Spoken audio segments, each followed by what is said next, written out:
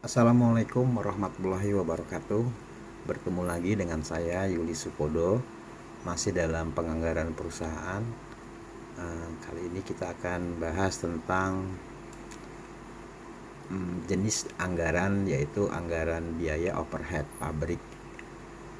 Oke, tapi sebelumnya kita berdoa dulu ya guys. Bismillahirrahmanirrahim. Semoga pertemuan ini berjalan lancar. Simak terus videonya sampai selesai. Terima kasih.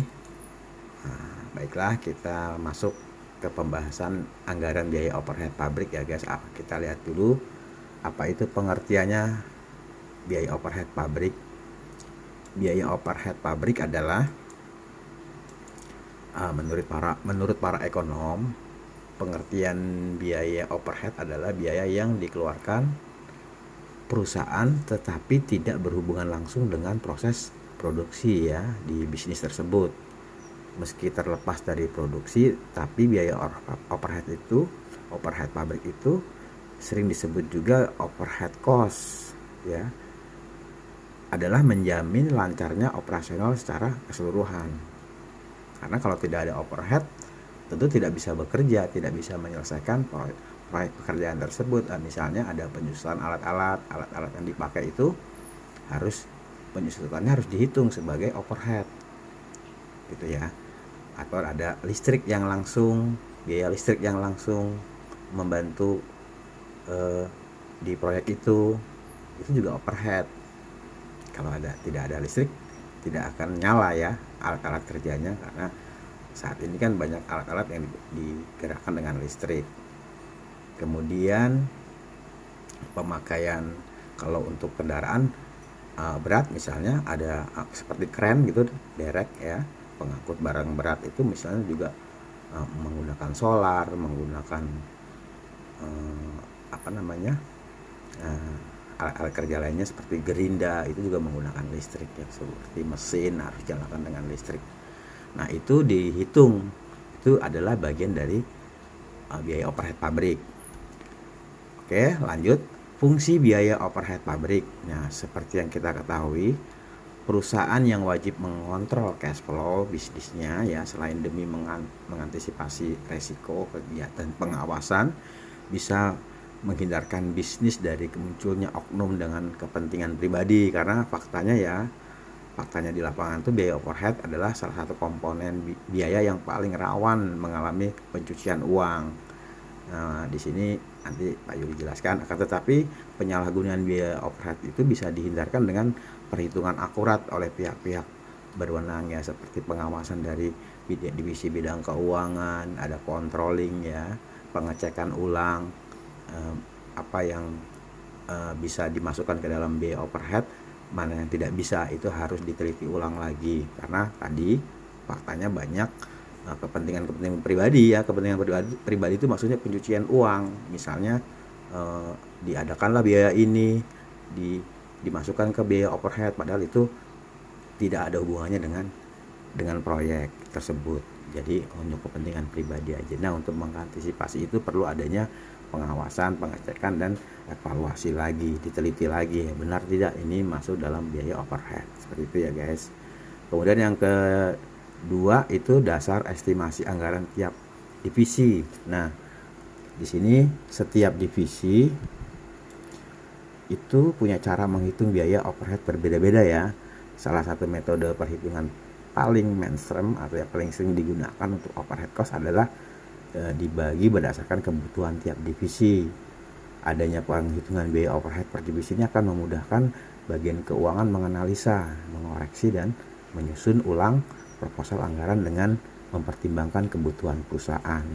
Nah, misalnya di sini Pak Yuli ambil contoh yang sudah kejadian, itu misalnya divisi produksi ya kan, di situ yang dianggap overhead itu tenaga kepala divisinya ya, karena sekali-sekali dia kontrol proyek gitu ya.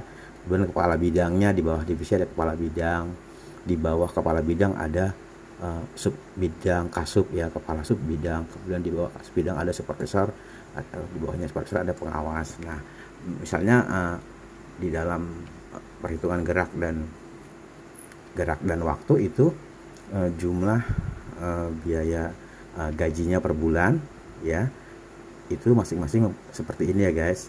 Ketika dijumlah itu ada 2.600.000 setiap bulan. Nah setiap bulan itu, maka kalau dihitungkan ke proyek itu per jam, berarti harus kita dibagi 30 ya, dibagi 8. Di 30 itu 30 hari, hari itu dibagi 8 karena jam efektif kerja itu biasanya 8 jam. Jadi ketemunya per masing-masing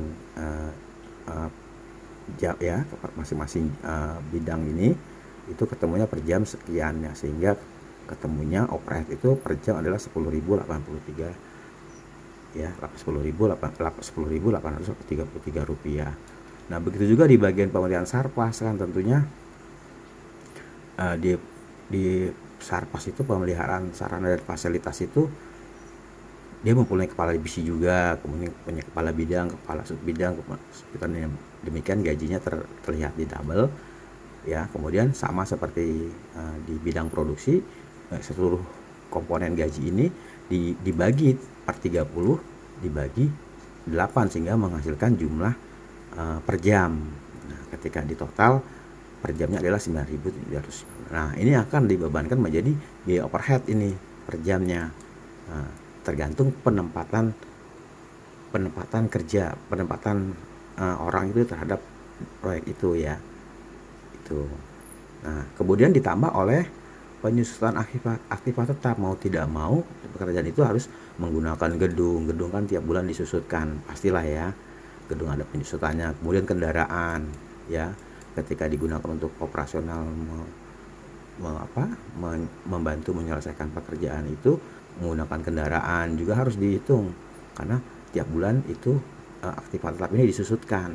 Nah, terlihat pada tabel masing-masing komponen aktivitas tetap tadi, seperti gedung, kendaraan berat, kendaraan peralatan kerja, mesin-mesin itu mempunyai penyusutan masing-masing.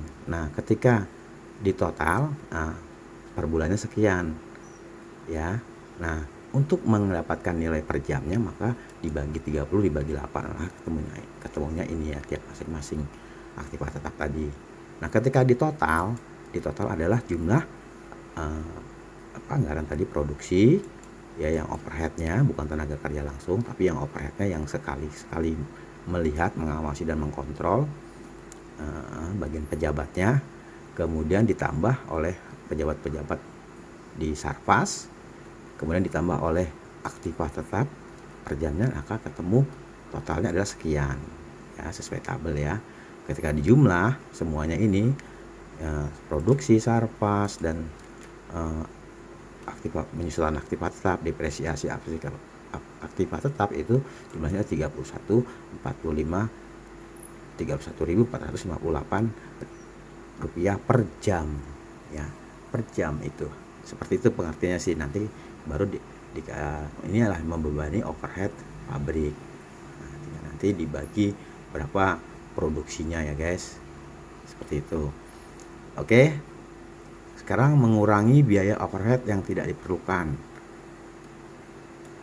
Oke, fungsi berikutnya adalah perhitungan biaya overhead di divisi keuangan, mengurangi sektor-sektor overhead cost yang tidak prioritas. Nah, dengan demikian pengeluaran bisnis di bagian overhead ini dapat dipastikan efektif dan efisien. Dia bisa juga bagian keuangan itu menyeleksi ya guys, menyeleksi mana, kan di keuangan itu yang lebih mengetahui ya teknis penyusunan anggaran. Nah, dia memprioritaskan mana yang benar-benar dijadikan biaya overhead dan mana yang tidak gitu ya, mana yang memang itu tenaga langsung, tenaga overhead, dan tenaga untuk biayanya itu bisa dibedakan, mana yang langsung, mana yang overhead, mana yang biaya administrasi dan umum. Itu di bidang keuangan mereka lebih memahami menyusunnya. Kemudian sebagai dasar penyusunan strategi perusahaan, nah biaya overhead itu adalah komponennya sama pentingnya dengan biaya-biaya bisnis lainnya. Bahkan dalam kondisi tertentu perhitungan biaya overhead ini bisa menjadi yang paling krusial, artinya paling sensitif dan paling seksi. Sebagai contohnya, sebuah perusahaan menyewa jasa agensi guna riset produk ya. Nah, biaya untuk membayar agensi riset ini adalah termasuk biaya overhead, misalnya konsultan, ya penelitian di situ, konsultan untuk menilai barang itu, ya tim aktuaria, tim apresial itu dimasukkan ke dalam, kalau untuk berhubungan dengan proyek itu dimasukkan ke dalam itu ya, jasa-jasanya itu biayanya dimasukkan ke dalam biaya overhead. Oke, sekarang kita lihat jenis-jenis biaya overhead ya. Jenis-jenis biaya overhead pabrik, yaitu satu biaya overhead tetap. Nah, biaya overhead tetap ini atau fixed ya, cost adalah overhead yang jumlahnya tidak berubah. Yang tidak berubah, dia konstan tiap kali pembayarannya. Contohnya biaya overhead tetap adalah pajak, gaji seperti yang di atas tadi ya. Non produksi, biaya sewa aset, produksi sebagainya.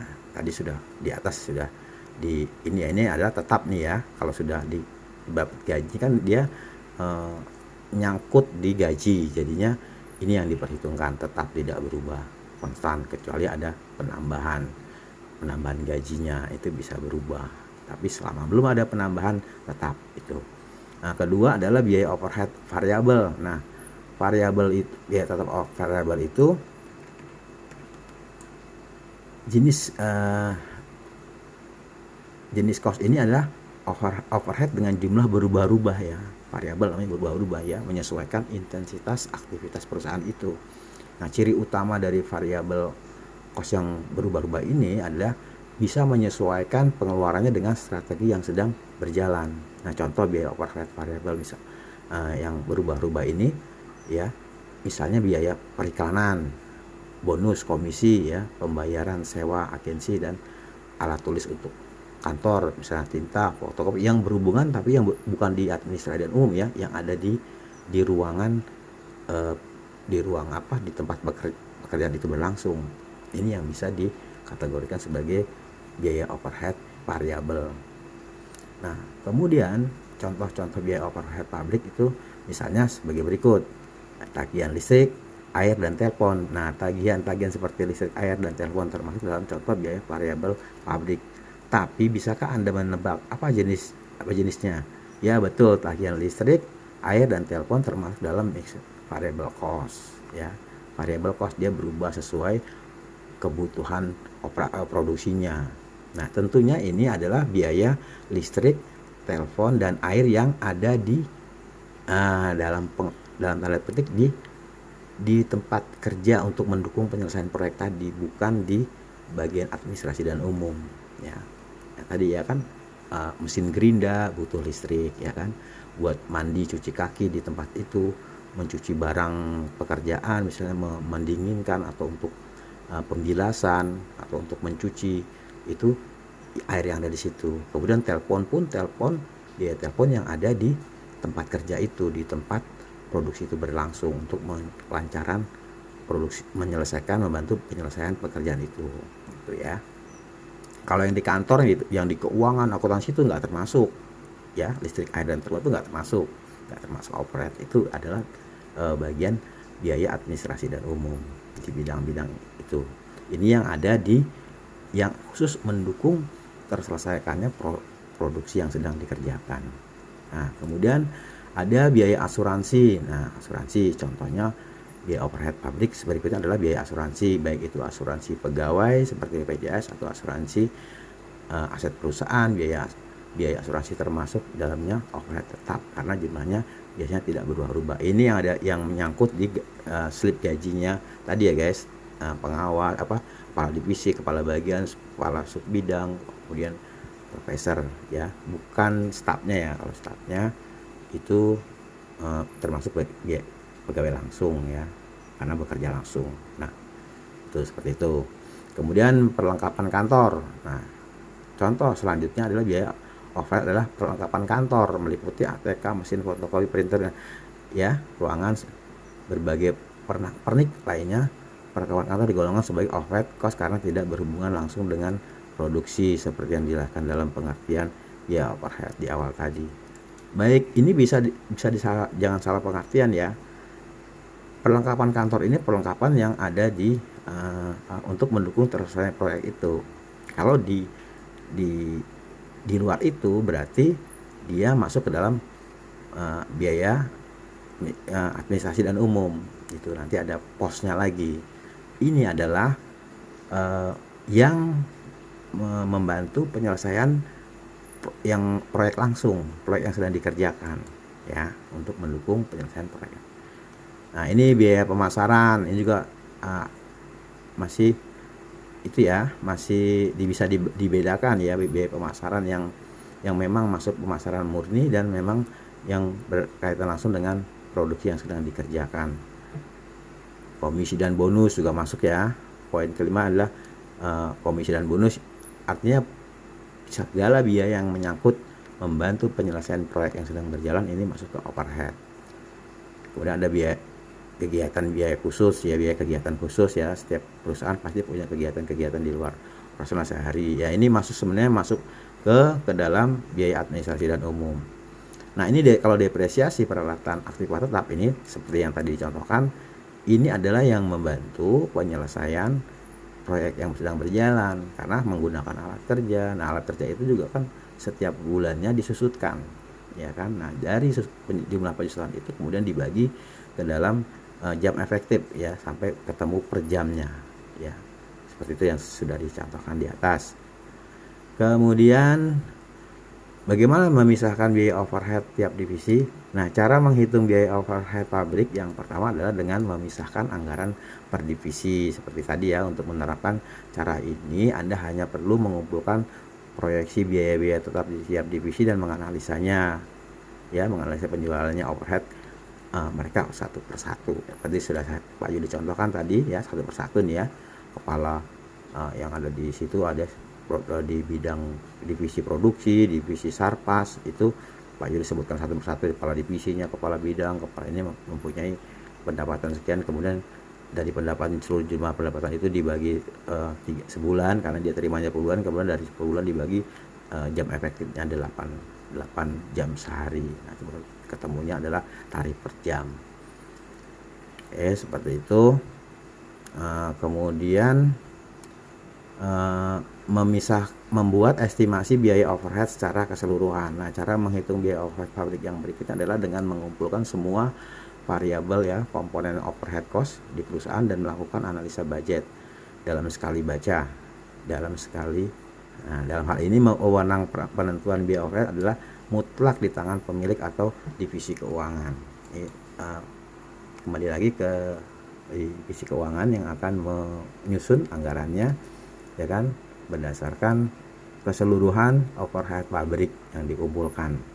Nah, nanti dibagi sehingga ketemu, dibagi 30 dibagi 8 jam sehingga ketemu jam per jamnya tiap hari ya, karena per hari itu jam efektif itu berapa, dengan mempertimbangkan jam istirahat, jam faktor kelelahan, dan itu ya, jam-jam yang bisa dikurangi ya, seperti sholat ya, kalau untuk umat Islam setiap jam 12 itu sholat zuhur, asar ya, begitu ya, dipertimbangkan juga. Kemudian ada yang ketiga, berdasarkan presentasi ya, cara menghitung biaya overhead pabrik yang terakhir adalah dengan menganalisa presentasi kebutuhan overhead cost-nya ya tiap divisi dan membaginya sesuai dengan ukurannya. Nah, dibandingkan dua cara sebelumnya, metode ini paling sering digunakan perusahaan pada zaman sekarang. Betul, ini berdasarkan presentasi ya. Sebagai contoh, bagi divisi marketing, kebutuhan mereka untuk biaya overhead adalah besar karena mereka harus memperluas branding ya, mengadakan biaya-biaya entertain, kemudian pameran ya, dan sebagainya. Ini di marketing, ini biaya marketing. Oke, kemudian contoh kasus penyusunan anggaran biaya overhead pabrik ya, ilustrasinya sebagai berikut. Untuk BOP masih kita di perusahaan pabrik susu Asri, yaitu misalnya perusahaan pabrik susu Asri pada tahun 2021 menyusun anggaran untuk maksudnya ini untuk tahun ya, untuk tahun 2021 menyusun anggaran biaya overhead pabrik pada kapasitas produksi normal ya, setahunnya adalah sebanyak 200 dus. Nah, dengan 200 waktu jam kerja ya, maksudnya ini jam kerja langsung, atas dasar unit produksi dan atas dasar jam kerja langsung dapat dibuat pembebanan biaya overhead pabrik yang dianggarkan seperti tabel berikut ini.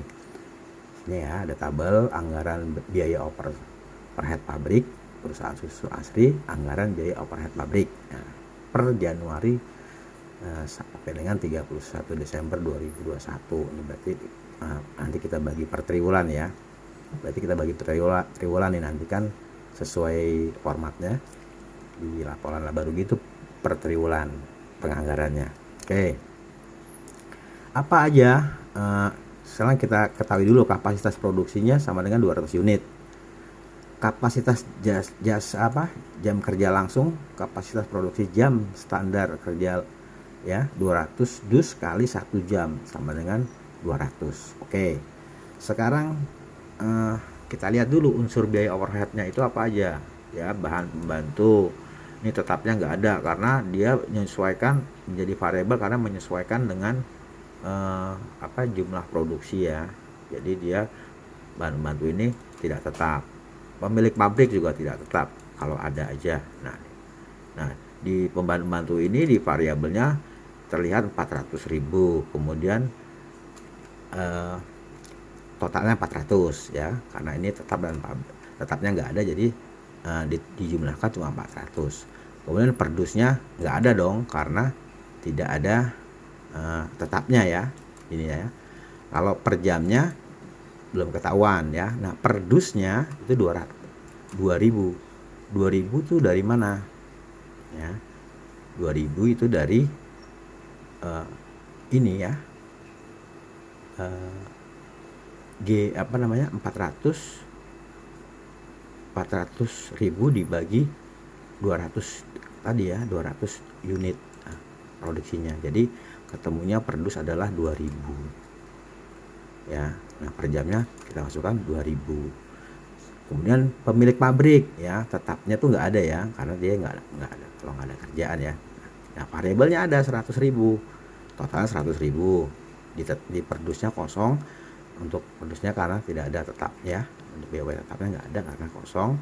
Kemudian di BOP variabelnya ada ya, karena 100 dibagi 200 ya, 100.000 dibagi 200 ketemu 500 perdusnya.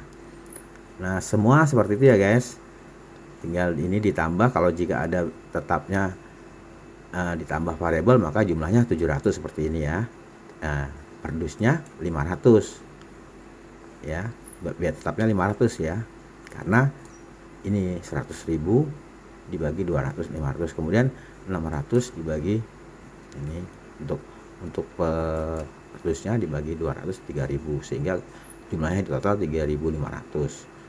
Nah, seterusnya di sini ada sesuai unsur biaya overhead pabriknya ya, ada pemeliharaan pabrik, ada listrik pabrik, ada depresiasi pabrik. Depresiasi itu maksudnya alat-alat kerja pabrik ya, aktivitas pabrik ya, dari gedung ya, kendaraan berat ya, alat angkut misalnya kalau ada ya, peralatan pekerjaan, kemudian ada mesin-mesin ya, bisa di sini disusun ya. Di situ ada tetap karena tetap dipakai itu ya. Tetap disusutkan tiap bulannya. Nah, itu jadi bagi tetap. Kemudian ada asuransi pabrik, nah lain-lain biaya pabrik ini dimasukkan semua. Sehingga ketika di total BOP variabel ini dan biaya BOP tetapnya ketemunya adalah 10.000 ya. Nah, ini bisa diperhatikan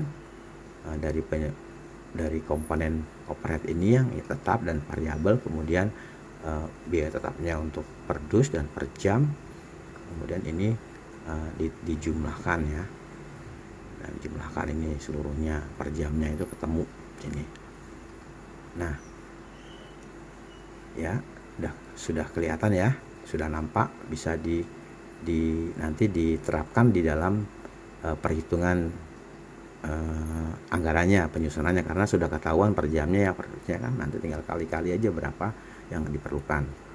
Nah, anggaran HPP dan laba kotor, nah ini kita udah mulai memperlihatkan laba kotor atau keuntungan kotor dari pada penjualan ya. Misalnya tadi ya, penjualannya untuk, nah ini berdasarkan anggaran yang sudah disusun ya, ada anggaran biaya bahan baku, kedua ada anggaran biaya tenaga kerja langsung, ada anggaran operasional pabrik, maka susunlah anggaran HPP-nya ya. Nah, ini sudah ada ininya ya, ada komponen yang sudah di informasinya. Nah, suruh nyusun anggaran HPP dan kemudian anggaran laba ruginya. Ya, kita lihat aja di sini ya. Anggaran harga pokok produksi perusahaan susu ASRI, anggaran harga pokok produksi ya standar produs untuk periode Januari 1 Januari sampai dengan 31 Desember 2021 ini anggaran ya. Nah, sesuai kita masih tetap menyambung kepada produksi susu ya, susu murni sapi nih bahan bakunya. Ya, ini kan harganya 10.000. Kalau gula pasir kan per kilonya 6.000. Nah, kebutuhan dalam satuannya tuh 2 ya. Ya, penuhnya berarti tinggal ngali ya. Nah, ini pengharga pokoknya tinggal 10.000 kali 2 sama 20.000. Biaya variabelnya sama ya. 10 kali 2 10.000. Nah, kemudian kalau susu sedang ya, susu sedang itu kebutuhannya 1 dan 3. Nanti sama tinggal ngali aja seperti tadi 1 kali 10 10.000, variabelnya ya 1 kali 10.000. Nah, kemudian susu kental ya, kebutuhannya 2 dan 1, tinggal mengalir lagi ya 10.000 kali 2 20.000 ya, variabelnya juga 1 kali 2 20.000. Nah, semua itu di total sehingga menghasilkan ini untuk masing-masing jenis produk ya. Kalau susu sedang itu biaya variabelnya adalah ini ya 32.000 nih, penuhnya. Kemudian untuk susu manisnya 28.000, untuk susu kental 26.000 ya. Ini harga pokok standar per dus. Kemudian untuk tenaga kerja langsung, nah tenaga kerja langsung ya, misalnya itu kan kemarin tadi di pada kesempatan kemarin kan 5.000 ya per jamnya ya, tinggal ngalikan. Kalau kebutuhan sapi berarti 5.000 ya, tinggal ngali untuk kebutuhan tiap masing-masing jenis produk tadi ya. Sehingga kalau ditotalkan untuk tenaga kerja langsung itu ini ya, apa nih jumlahnya, sini nggak ada jumlahnya ya. Tinggal mengali karena ini 1 ya, 1 jam ya. Kalau yang tadi kan lain-lain itunya kebutuhannya, ini karena 1 tetap ya. Nah, untuk BOP variabel ya, tadi kita udah ketemu ya 6.800 tambah 3.200 jadi 10.000. Nah, ini tiap masing-masing tetap dan variabel jumlahnya 10.000. Nah, ini bisa kita tandai yang agak jelas 10.000.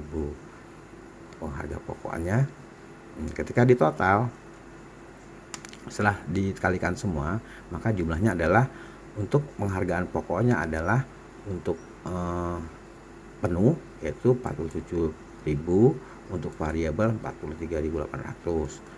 Kemudian di sini ada susu manis, untuk penuhnya adalah 43.000, untuk variabelnya 39.800. Nah, untuk jenis susu kental ini ketika ditotal jumlahnya 41.000 ya, yang penuh, dan variabelnya adalah 37.800. Nah, anggaran laba rugi kotor perusahaan susu ASRI ketika sudah dikalikan oleh jumlah dus yang akan diproduksi, maka terlihatlah ya laba kotornya. Nih kan udah ketahuan tuh harga bahan bakunya, tenaga kerja langsungnya, kemudian ketahuan overheadnya. Maka ketika dibagi 2 nih ya, ketika di 2 tempat ini Bandung dan Jakarta itu ketika digabung di total ini hasilnya seperti ini ya. Misalnya susu sedang ya, susu sedang itu di Jakarta 61 kemarin kan, ininya kan jumlahnya produksinya ya. Ya, di Bandung 31, tinggal ngali ya, tinggal ngali untuk ininya 3.050 nih untuk produksinya. Nah, penjualannya itu lihat lagi di penjualan, di anggaran penjualannya itu 61 di sini ya. Nah, di sini anggaran penjualan ada, anggaran penjualannya pernah terlihat. Kembali lagi ke anggaran penjualannya. Nah, di sini nih ya, agak kembali ke agak jauh, nggak apa-apa, tapi biar berhubungan ya. Nah, di sini ada anggaran nih, dasar penjualan ya. Nih, setahun tuh segini ya. Nah, di sini ada nih tuh, sedang 3.000. Nah, kemudian susu manis 2.160.000, susu kental 1.200.000. Nah, ini untuk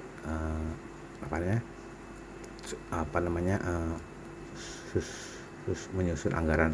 Dari penyusunan anggaran lagi kita lihat, nah, dikalikan oleh tarifnya. Oke, kembali lagi ya ke overhead. Ini tadi sudah kelihatan, kita lihat di penjualan ini nanti ada ketemunya jumlahnya dari ketiga jenis produksi ini. Untuk di Jakarta ketemu sekian dari 121. Kemudian untuk di Bandung dari 61 dus ya, dikalikan dengan apa? Setelah dikali-kalikan tadi ketemunya, dijumlahkan ketemunya 3.930.000 total semua ya guys. Ini total. Ini juga totalnya tuh 61 tambah 121 ketemunya 182. Nah, ini rupiahnya. Nah, per dusnya ya, per dusnya itu tinggal dibagi ya. Per dusnya itu berdasarkan ini ya, di atas 47.000 ya, kemudian 43.000 ya, 40, terus 41.000 nih ya, untuk 47.000, 31.000. Nah, ini 41.000 nih susu kental, pengharga pokokannya ya, pengharga pokokannya yang penuh ini. Ketika di total ini ya guys, nah, tinggal dikurangi total HPP itu 8.122.000, sementara penjualannya adalah 10.000 ya, 340.000, 10.340.000. Oke. Maka laba kotornya adalah 10.340.000 dikurangi 8.122.000, sehingga laba kotornya adalah 2.218.000. Nah, gitu guys. Jadi kalau untuk produksi menganggarkan biaya overhead dalam setahun ya, tinggal bagi aja ya. Ya tadi tinggal dibagi, jumlah ini dibagi dari triwulan itu kan setiap 3 bulan, jadi setahun dibagi 3 jadi 4 triwulan. Nah, kita bagi aja 324 ini, yang mana tadi 324 jumlahnya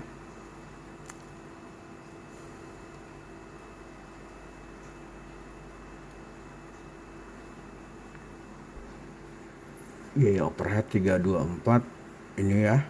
Nah, sesuai ini sedang untuk susunan 324. Nah, itu setahun ya kan ini setahun ya.